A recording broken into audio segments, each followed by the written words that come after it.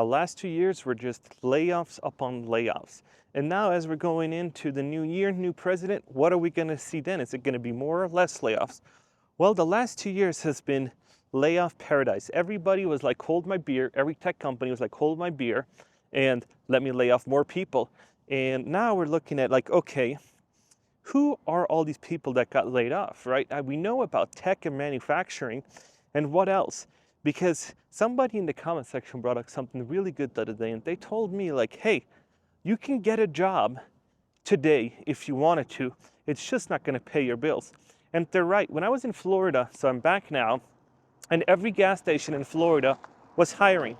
Every store that I was hiring. And so I looked at some of these places that were hiring, and it was like, oh, it's $12. Oh, you work for tips and you basically make no money. So it was all like, yes, you can get a job, it's just not gonna pay the bills. And when you're looking at the tech sector and the places that got laid off, the most is $100,000+, because the average was like $120,000 that got laid off. And now they're saying that, oh, it's AI. But AI can't really do that many tasks yet. And I'm saying like yet. In the future, it might take over some jobs, but we are still way, way, way far away from that. It still needs, it's like an infant where it can enhance your Google searches. It can put Chegg out of business as it just did, because people use GPT now, ChatGPT, rather than Chegg to get the homework stuff done. And it will actually give you way better outputs than Chegg did. And Chegg didn't catch on to it. And Chegg was more of a, when I went to school, it was more like of a cheating platform where you copy in your answer or the phrase and it just spit out the answer and you're like, oh, this is it. And you click on it. And the more people upvoted it, the more legit the answer was. And if it only had downvotes, thumbs down, then that was not the right answer. And so AI put places like that out of business where it's basically an index, because it can do that quite well. And now in the tech sector, all these people got laid off, right? And it's like, okay, you got laid off so you can go and find another job. But getting a job isn't what people should be doing. It's like they should be getting a job, but it's something that provides for you and your family. So it's almost like a career type of deal where you make $100,000 and there needs to be almost like a distinction. And I haven't quite figured out a word for it yet, because a job is, hey, minimum wage, doing fast food. That's also considered a job, but it doesn't provide you any sort of life quality, and you can't go traveling, and it most likely doesn't really pay your bills. So you gotta get into like a career field where you can make a 6 figures plus. And I don't have a word for that yet, where it's like career advancement or something where you can say, hey, I make a decent living, right? I make like 70, 80, 100+ $1,000. So my family's doing good. I can send my kid to tutoring if it needs to. I can buy a little bit of a nicer car. I don't have to worry about not putting food on my table at the end of every month. And I don't have issues when it comes to like, oh my gosh, I want to go to a nice restaurant. And I don't have to look at the prices. I can just order what I want. And so looking at who got laid off, it was mostly these tech sectors and $100,000 jobs. And when I look at LinkedIn and you can see what they're looking for, like how many people apply. And I know it's kind of like a fraudulent thing, because just because it says 400 people applied, it might have been when you're looking at, oh, you can be the CEO of like a manufacturing company with 300 employees and they're looking for a CEO paying $300,000-$400,000. And you're like, okay, let's do that. Or chief of staff of some huge company and you're like a truck driver and like, let me just click easy apply, see what happens. That is not considered like a valuable applicant where has any merit to apply for a job like that. It doesn't say you can't get into it or get it, but it's not likely. You're probably in the way exception if you can actually do that. And so back to the original thing where all these layoffs have been going on and we're still seeing that AI is revolutionizing it. It's like, what are all these people gonna do? Because Microsoft and all these other jobs that I'll see on LinkedIn, highly compatible, highly competitive, right? So when you're looking at it, like, what are we gonna do now is we got to find a way how to get all these people hired. And it's like, oh my gosh, what are we going to do? Because the new president is going to try to get people get jobs back into the United States. So that's going to be really, really interesting, and seeing how this is all going to pan out. Because if you're a company and you're like, hey, I can actually get people from overseas to do the work, I can do all that. And now the Washington Post also said you got to come back to the office 5 days a week. Why? Because if you came here on a student visa and you came here on a sponsorship or something else, and you couldn't secure a green card or you couldn't do anything else and you got sent back home, then all of a sudden I can get a highly educated, wherever you're from the world, with a US degree. So, and if you're saying like, hey, I can get somebody with a master's degree from Pakistan, I can get a master's degree from India, I can get somebody with a US degree, right, from a really good college, and then hire him in the United States. It would cost me $200,000, $190,000. I can hire them back in their own country for way, way, way less money. And it still makes a lot of sense to me, but you have no company culture and it's just gonna kind of fizzle out. But you get somebody with a master's degree. So is that valiant? I don't know. You gotta weigh your options, right? But we had remote work, and that was like the new thing. Everybody was like, oh my gosh, remote work's the way to go. And I thought, hey, remote work really has some merit, right? It really has some pros to it. And now we're seeing that all of like, hey, remote work is kind of on the fizzling out, and there's still a lot of remote jobs out there. And I don't smash or bash any of them, because my team works remote, because we're catering to so many Americans, so many different time zones. It makes sense for them to be remote, so they're not in the office all the time. So my team's remote, and I see where in certain instances it can be, right? But now, how are you going to provide for your family if you got laid off at $120,000? And this brought me up to the question of Walmart, right? Because Walmart came out and said, we're now catering to the $100,000+ earners. And I remember like 10 years ago, 15 years ago, Walmart was like the semi-trashy thing. And people said, hey, Walmart, you're a Walmart shopper. And it's like, you didn't want to associate yourself with, oh, where did you get this? Walmart, But now they're starting to come out and saying, hey, Walmart Plus subscription, all this other stuff.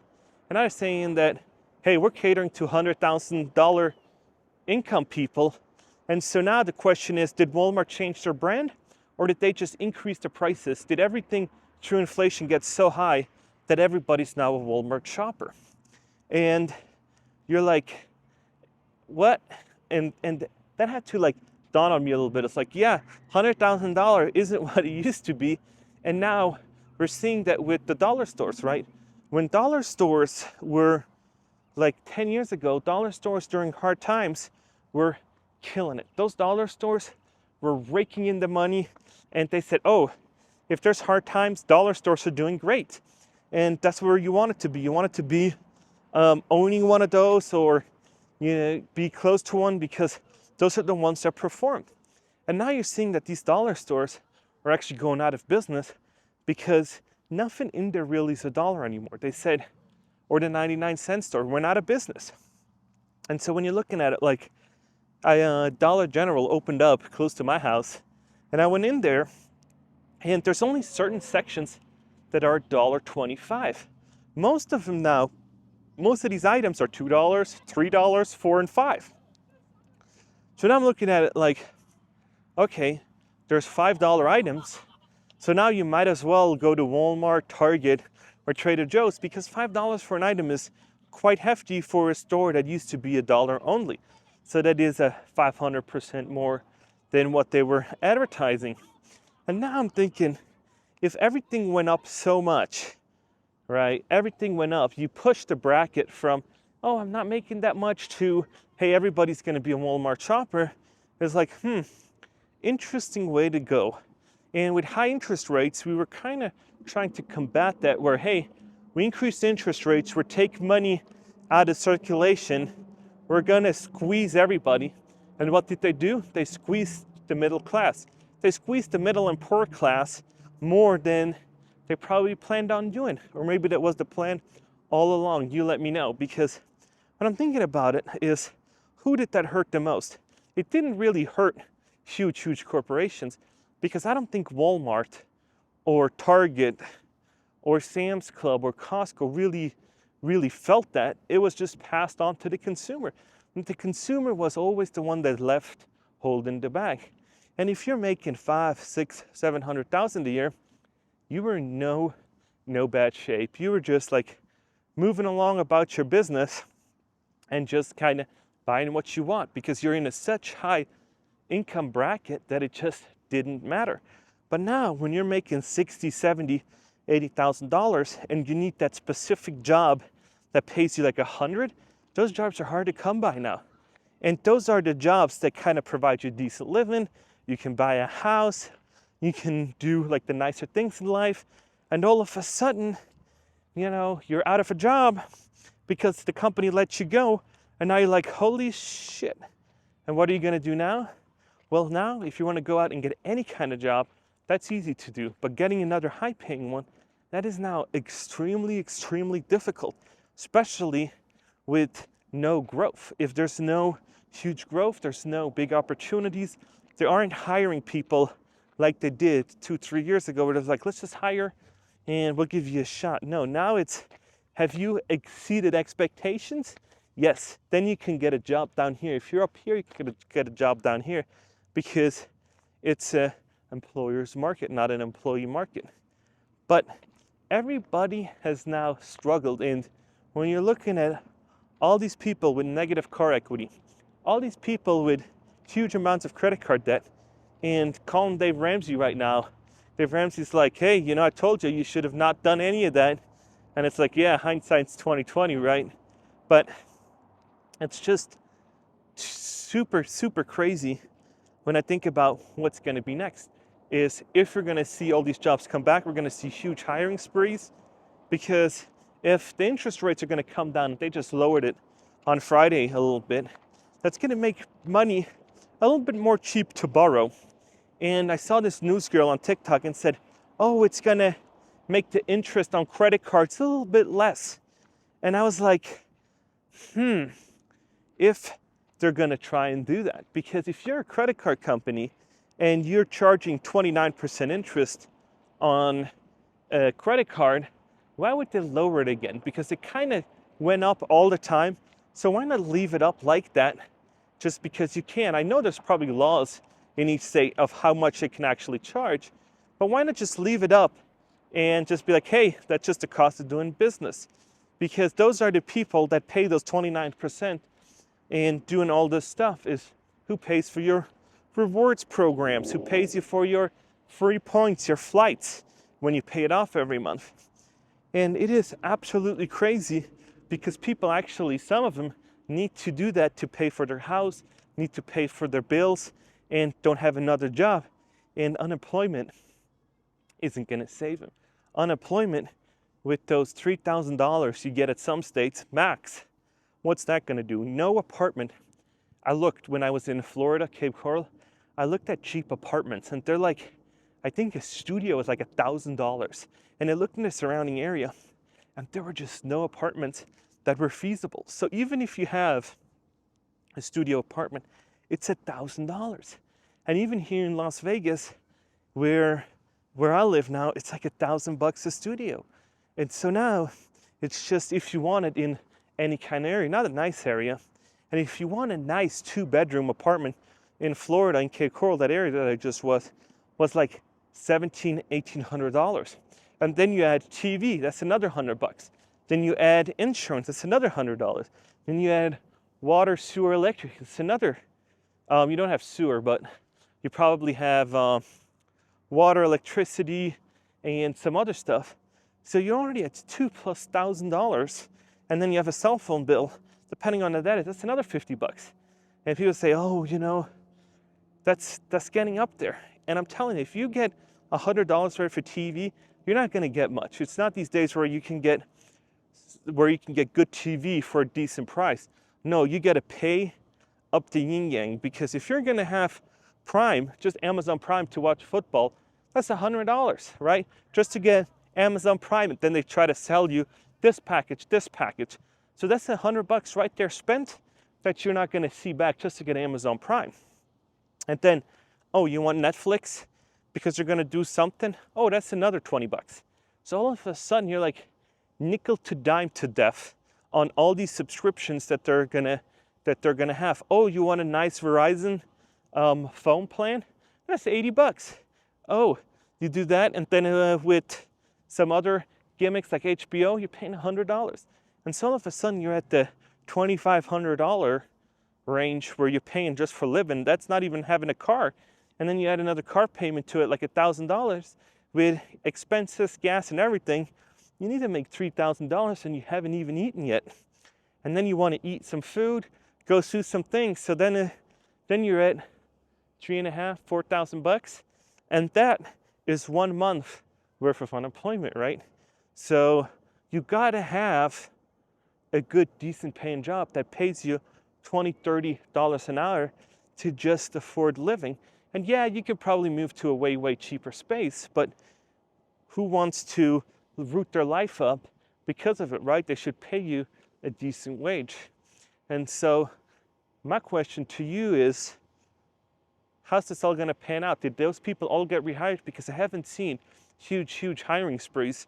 I haven't seen all these tech companies rehiring in droves as they did all these firings, right?